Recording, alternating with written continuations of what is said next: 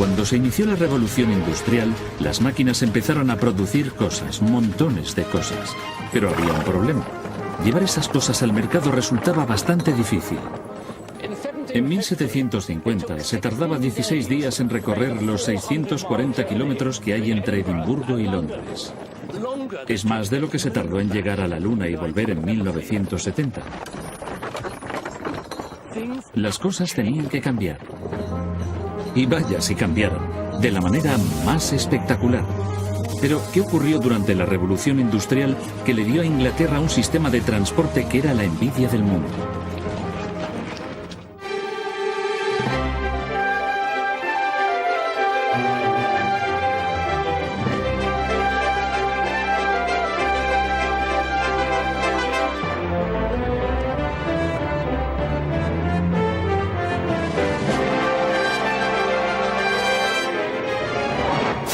¿Qué hizo la revolución industrial por nosotros?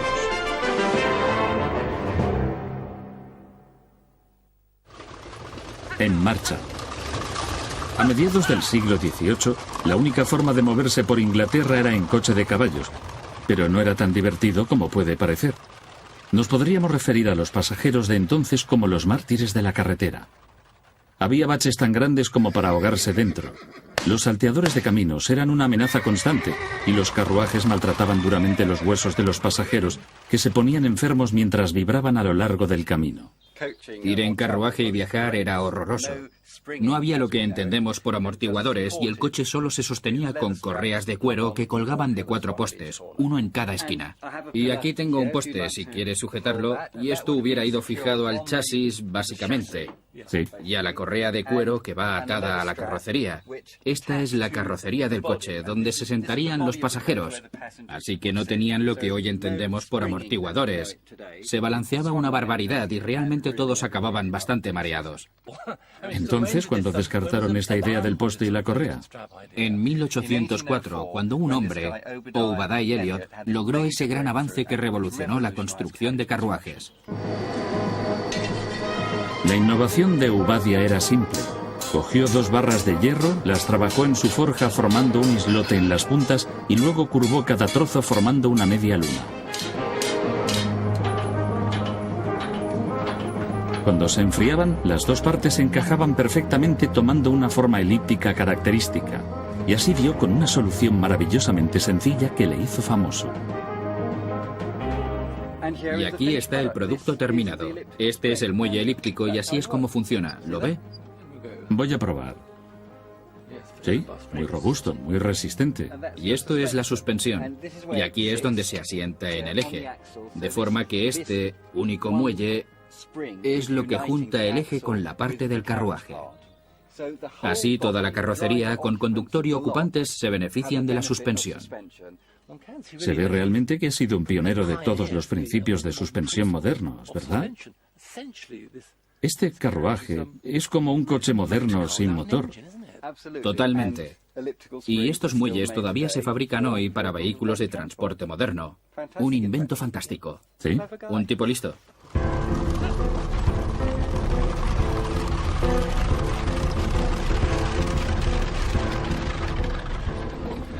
Esta tecnología implicaba que los coches podían ser más ligeros, más fuertes y más rápidos. Este modelo en particular podía alcanzar la absurda velocidad de 32 kilómetros por hora. Por fin era posible conseguir un poco de comodidad y de velocidad. Los muelles elípticos de Elliot doblaron el número de pasajeros que podía viajar en un solo vehículo. Incluso la oficina de correos estatal los adoptó en sus nuevos coches para el reparto del correo. Pero, a pesar de este gran avance, nadie llegaba rápido a ninguna parte. Las carreteras de Inglaterra eran absolutamente espantosas, pero había un hombre que estaba decidido a hacer algo al respecto. John Macadam conocía especialmente bien los problemas de las carreteras británicas. Había recorrido más de 480.000 kilómetros en 15 años, así que conocía lo malo de ellas. La mayoría de las carreteras eran administradas por asociaciones incompetentes o corruptas. En realidad, solo les interesaba ganar dinero con los peajes. Por consiguiente, no había ningún sistema para construir o mantener carreteras. Él aseguraba que el suelo raso que formaba el firme de cualquier carretera tenía fuerza suficiente para soportar el peso del tráfico. El problema venía cuando la carretera, este suelo, se mojaba y quedaba encharcado. También observó la rueda y comprobó que la superficie de la rueda que estaba en contacto con el agua en un momento dado medía solo 12 centímetros cuadrados. Por tanto, si en la carretera no había ninguna piedra de más de 12 centímetros, la rueda del vehículo se deslizaría con suavidad. Dio la orden de romper las piedras y de clasificarlas en 3 tamaños diferentes. Estoy sentado en un montón de piedras de las más grandes. Estas piedras grandes se usaban en la base de la carretera directamente sobre el suelo. Y con las piedras de tamaño mediano, como estas, se hacía la capa siguiente, la intermedia. Y las piedras más pequeñas se usaban para la superficie superior de la carretera. Eso hacía el camino muy llano. Cuanto más se usan, mejores son estas carreteras, porque al pasar los vehículos, sus ruedas iban compactando el firme, dejando una superficie lisa y bien drenada. En los años 1820, algo muy parecido a una red nacional de carreteras estaba emergiendo en Inglaterra. El tiempo de los viajes llegó a reducirse en un 80%, y el número de personas que viajaba era 15 veces superior al de 40 años antes. Los fabricantes ya podían llevar sus productos a nuevos mercados por todo el país y más allá. Cuando el gobierno emprendió la construcción de una nueva ruta hacia Irlanda, quería que fuera la mejor carretera que se había hecho nunca, y designaron a Thomas Telford para construir la arteria de Londres al ferry de Holyhead. La carretera de Telford iba a ser monumental, una propuesta muy distinta del planteamiento de baja tecnología de Macadam. Había que construir esta carretera a través del paisaje. Tenía 9 metros de ancho y drenaba sobre cimientos de piedra sólida. Telford abrió unas franjas colosales a través de las colinas y creó enormes muros de contención para mantener el nivel de la carretera. Pero el mayor reto de Telford fue el estrecho de Menai, una extensión de agua de notorio riesgo, el obstáculo más desalentador. Telford sabía que se necesitaba un puente, pero tenía que ser un puente como nunca se había visto antes, porque la extensión del estrecho de Menai era absolutamente enorme. Podía haber construido simplemente un puente de lado a lado como este. Pero se rompería. La manera convencional de sostener un puente es por abajo, mediante arcos o pilares. El peso del puente se traspasa a estos soportes que se empotran en el lecho del río. Ahora este tipo de puente funciona muy bien. Pero, por desgracia para Telford, esto no era una opción. El almirantazgo utilizaba el estrecho e insistía en que el puente tenía que ser bastante alto como para permitir que sus barcos de guerra, con sus altos mástiles, pasaran por debajo de él. Telford empezó a diseñar planos para un tipo de puente distinto. No era una idea nueva, pero nunca se había intentado a una escala como esta.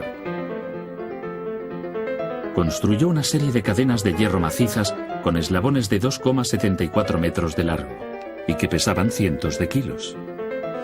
Cada extremo se anclaba en túneles subterráneos cortados en lo profundo de la roca. El 26 de abril de 1826, 50 hombres levantaron la primera cadena en el aire hasta lo alto de las 2 grandes torres, acompañados por una banda de música para que lo hicieran al tiempo.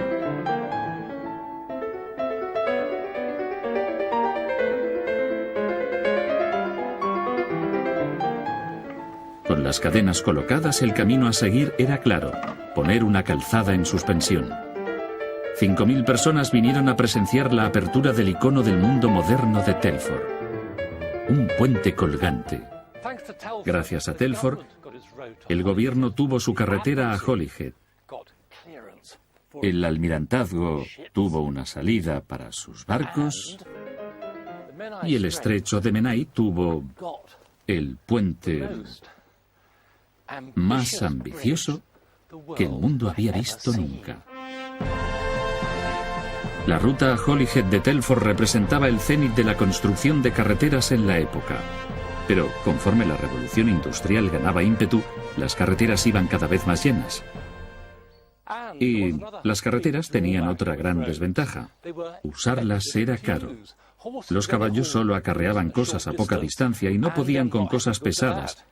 Y luego había que darles de comer y alojarlos, igual que a sus cocheros. Y había que pagar peajes.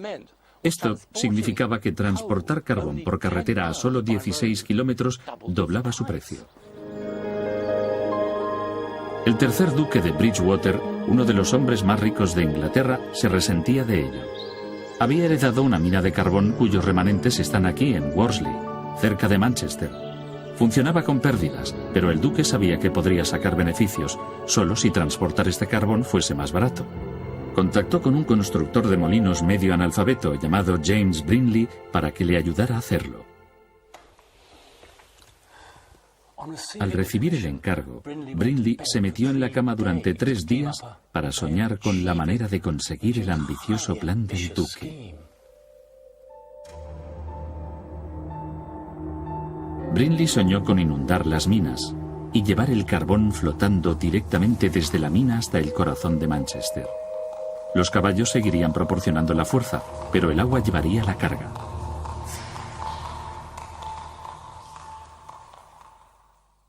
Cuando Brindley se despertó, tenía todo el esquema planificado en la cabeza. Resulta increíble, pero el duque aceptó el diseño a pesar de tener un origen tan poco convencional. Entregó su fortuna al proyecto y empezó la obra. En julio de 1761, una extensión de agua perfectamente horizontal llegaba a Castlefield, en Manchester. Era el primer canal importante de la revolución industrial. De golpe, el precio del carbón en la ciudad se redujo a la mitad, de 7 peniques por 100 de peso a solo 3,5. Y el rico duque se hizo mucho más rico. El canal de 16 kilómetros del duque fue recibido como la maravilla de la época, pero para Brindley esto solo era el principio.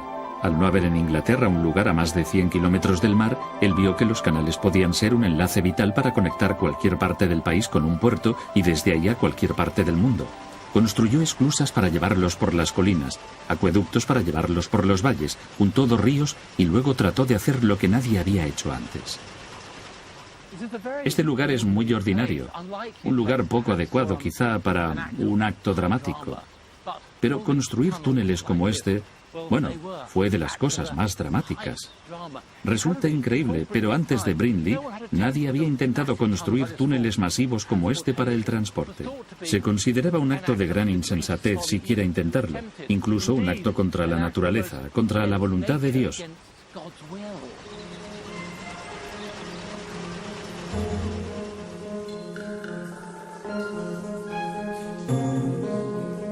A pesar de ello, Brindley siguió adelante, perforando una línea recta de más de 1,5 kilómetros que atravesaba la colina.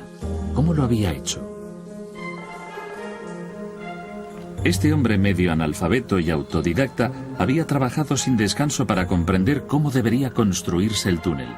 Y lo hizo todo sin cálculos escritos ni dibujos, sin dejar ningún documento, excepto las obras mismas. Utilizando un telescopio para alinear los marcadores por toda la cresta de la colina, Brindley jalonó una ruta para la gran excavación.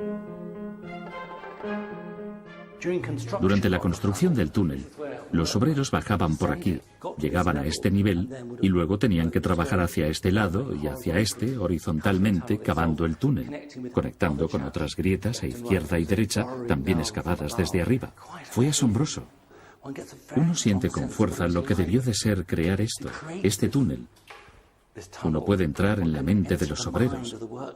Uno puede ver lo duros que eran, lo elementales que eran cortando la roca viva. Muy valientes. Este lugar todavía tiene el poder de conmover y, desde luego, el poder de aterrorizar.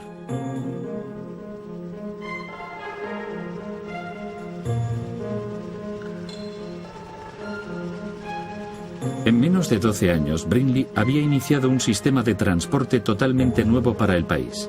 ¿Y su recompensa? Una muerte prematura por agotamiento y exceso de trabajo.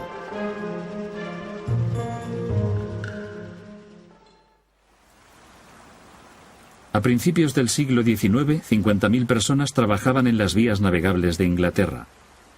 En lugares apartados, las industrias caseras se convirtieron en grandes centros de fabricación con miles de empleados. Todo esto significaba que había un mundo nuevo creado por la industria, a excepción de una cosa. Todo seguía dependiendo de la fuerza del caballo, una bestia en la era de las máquinas. Pero entonces llegó la noticia de que en Bristol un tal George Pocock había encontrado el recambio. Pocock ya era un hombre conocido. Había creado una máquina para zurrar a los alumnos de mala conducta. Pero esta vez había hecho un aparato nuevo que podría reemplazar en todo al caballo.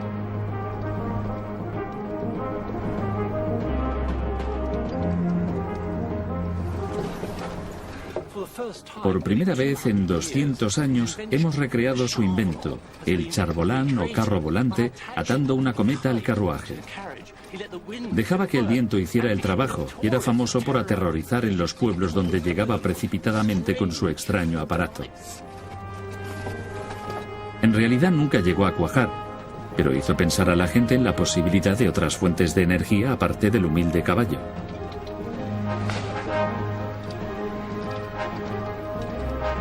Pero estábamos en la era industrial. La revolución del motor no iba a caer del cielo. El futuro estaba en la mecánica y la maquinaria. La energía del vapor se había aprovechado durante años en gigantescas máquinas industriales. Funcionaban con vapor a baja presión. Un joven ingeniero de Cornualles, Richard Trevithick, empezó a trabajar en una máquina usando una nueva y potente tecnología que muchos consideraban altamente peligrosa. Utilizando una caldera pequeña pero resistente, se podía contener el vapor a alta presión. Si la caldera no explotaba, entonces se disponía de una cantidad de energía enorme cuando el vapor era liberado. John, desarrollar una máquina de vapor a alta presión hizo posible crear una máquina de vapor muy potente y ligera. Trevithick cogió la tecnología existente, que era la de James Watt, vapor a una presión de 1,5 kg y motores arquitectónicos enormes empotrados en casas del motor, cosas macizas que pesaban más de 1000 toneladas, y aumentó la presión del vapor 20 o 30 veces. Por eso fue capaz de miniaturizarlo todo, lo cual le permitió hacer máquinas móviles. En 1801, Trevithick soltó algo nunca visto en la carretera de Camborne-Natahidi ni en ninguna otra carretera para el caso. Lo bautizó como Puffing Devil, o Diablo Soplando, un aparato extraordinario. ¿Cuáles son las características físicas de una máquina de vapor a alta presión? Bueno, esta es una unidad autónoma, así que todo está aquí. Lleva una caldera y un motor combinado. Bien. Este tambor negro de aquí es básicamente la caldera que contiene el agua. Ya. Y en este extremo hay un cilindro vertical, solo uno, con 18 centímetros de diámetro y 40 centímetros de carrera. Eso hace que el pistón se mueva arriba y abajo, 40 centímetros. Eso funciona arriba y abajo. Con esa barra del pistón levanta y baja esa viga que tira de aquí conectando las barras y hace rotar el eje trasero, que es el eje de la manivela. Este tipo de invento, la máquina de vapor a alta presión, tenía mucho potencial, ¿no? Sí, este fue el primer vehículo del mundo que tuvo éxito y el antecesor de todo el transporte moderno por carretera. Podemos seguir su revolucionario desarrollo a través de varias máquinas hasta llegar al coche moderno con motor. Esta máquina lleva incorporados 4 dispositivos de seguridad que, si los hubiera patentado, hubiera tenido una baronía, fortuna y bienes y todo lo demás, pero no lo hizo. Sin embargo, se siguieron usando durante toda la era del vapor y algunos todavía se usan en centrales nucleares. Increíble, ¿verdad? Un tipo increíble. Pero ocurrió un desastre. En un accidente difícil de entender, Trevithick estrelló su carruaje de vapor, pero se alejó de la escena para tomarse un par de cervezas en el pub local. Con todos sus dispositivos de seguridad, el Puffing Devil había estallado. De todos modos, corría el año 1801 y las carreteras aún no estaban realmente como para soportar el aparato de Trevithick, que era mucho más pesado que cualquier otra cosa en la carretera. Desanimado, volvió a las minas. Y allí vio que su próximo avance había estado delante de sus narices toda su vida. Raíles.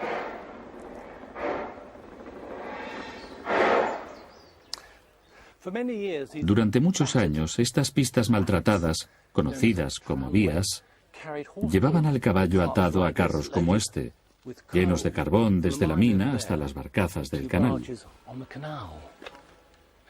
Al observar este procedimiento, Trevithick se hizo una pregunta muy simple. ¿Se podría adaptar su máquina para reemplazar al caballo y arrastrar los carros por la vía?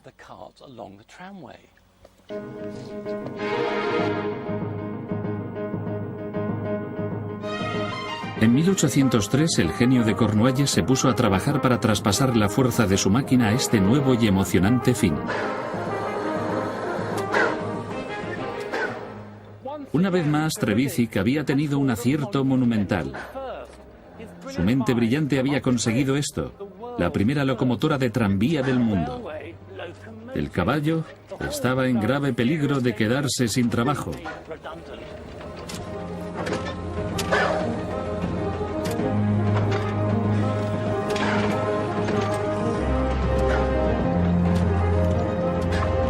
Trevithick es el padre del ferrocarril, pero es un héroe olvidado. Fue brillante, independiente y trabajó con la tecnología más avanzada existente. Pero por desgracia, su genialidad por la ingeniería era directamente proporcional a su total ineptitud para los negocios. Aunque la locomotora de tren fue el invento más notable de la época, Trevithick murió sin un céntimo. Escribió: por mucho que puedan afectarme las circunstancias pecuniarias, el gran honor de ser un sujeto útil nunca me podrá ser arrebatado, lo cual para mí excede en mucho a la riqueza. Pero Trevithick había sembrado una semilla, y en los años venideros un puñado de ingenieros de minas del nordeste la cultivaron. Uno de los que habían visto una versión de la máquina de Trevithick era un tal George Stephenson. El astuto Stephenson no tenía intención de morir sin un céntimo como Trevithick. Estaba convencido de que él y su hijo Robert podían unirse a la vanguardia de la revolución industrial y ganar una fortuna con sus máquinas de vapor. En 1829 ellos habían construido la primera máquina que podía transportar a una persona más rápido que un caballo al galope. Ahora está en el Museo Nacional del Ferrocarril en York. La genialidad de Robert Stephenson fue combinar toda la tecnología disponible en una máquina y luego mejorar radicalmente esta tecnología. Uno de los secretos de su éxito fue colocar estos pistones y cilindros en un ángulo de 45 grados. Otras máquinas los tenían a 90 grados, bombeando hacia abajo, lo que hacía que la máquina se tambaleara. Esta es una manera muchísimo más eficiente de dirigir las ruedas. El gran secreto de la Rocket, cohete, está dentro de este horno. Aquí dentro hay 25 tubos de metal que ocupan todo el largo de la caldera, cada tubo con un diámetro de 7,5 centímetros. Las otras máquinas tenían un solo tubo muy grande. Tener 25 tubos significa que esta máquina tenía una superficie para calentar el agua en la caldera 5 veces mayor que las otras. Esto significaba que la Rocket podía tener una cantidad enorme de vapor muy rápido. Y si esto no fuera suficiente, hacía un uso creativo del vapor gastado. Lo lleva a lo largo de este conducto de cobre aquí a la base del embudo. Sube hasta allí, crea un vacío aquí abajo y eso a su vez extrae el oxígeno. Y ese oxígeno vuelve desde la parte trasera, a través del carbón del horno, es increíble, creando un intenso calor aquí dentro. Y, sorprendentemente, cuanta más presión recibía esta locomotora, mejor funcionaba.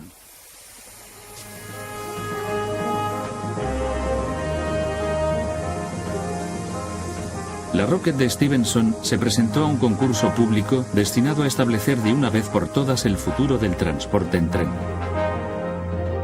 En las pruebas de Rainhill, las mejores locomotoras de la época lucharon por el derecho a operar en la nueva línea de ferrocarril de Liverpool a Manchester. La Rocket barrió a las demás competidoras.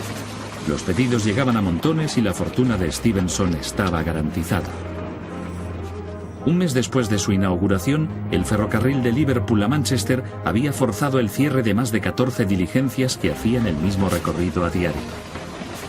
En su primer año había llevado casi 500.000 de pasajeros y había anunciado el fin del transporte por canal. Ahora todo el mundo podía viajar. Se abrieron los suburbios porque la gente ya no necesitaba vivir junto a su trabajo. Comían diferente ya que los productos frescos de todo el país llegaban rápidamente a sus puertas. La Rocket y los trenes lo cambiaron todo.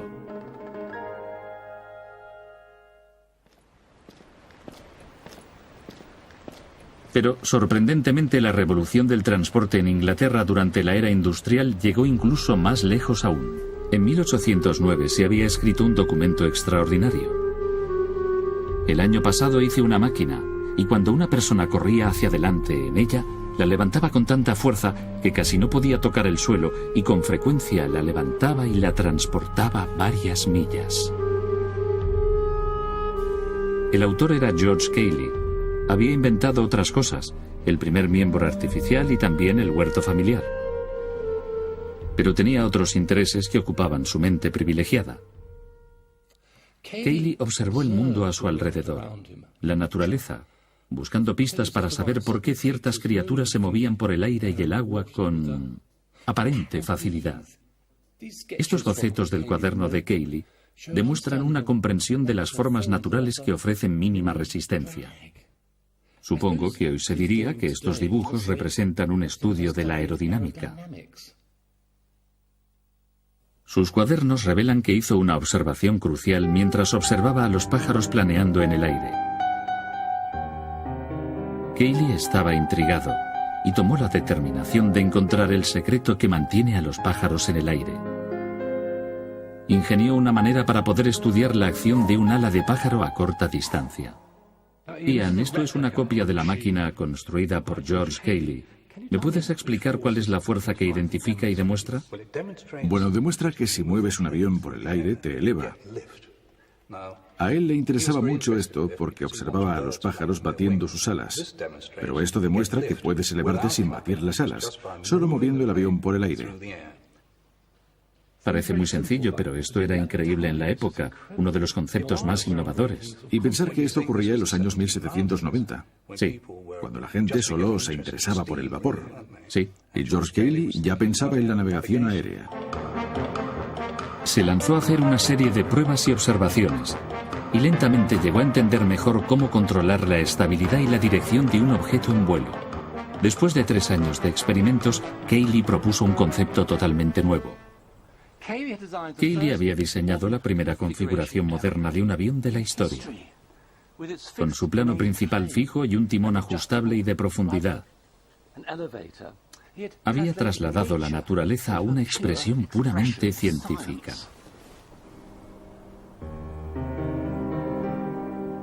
Pero eso no hacía más que alentar a Cayley a perseguir su ambición. Quería construir una máquina que pudiera transportar a una persona. Y 33 años más tarde, mandó a su cochero hacia el cielo en la primera máquina que tuvo éxito al transportar un hombre. Aquí se ha recreado para la televisión. Y Cayley no dudaba de las implicaciones de su invento. Escribió: «Cuando podamos meter la fuerza de 100 caballos dentro de una jarra de cerveza, podremos transportarnos a nosotros y a nuestra familia de forma más segura por el aire que por ningún otro medio». Durante la revolución industrial, el mundo empezó a encoger. Gente cuyo horizonte no se extendía más allá de unas pocas millas, ahora podían transportarse a sí mismos y a sus bienes por todo el país y también por el mundo. Inglaterra estaba en movimiento, y en ese momento de gloria, era el eje de la locomoción alrededor del cual el mundo giraba.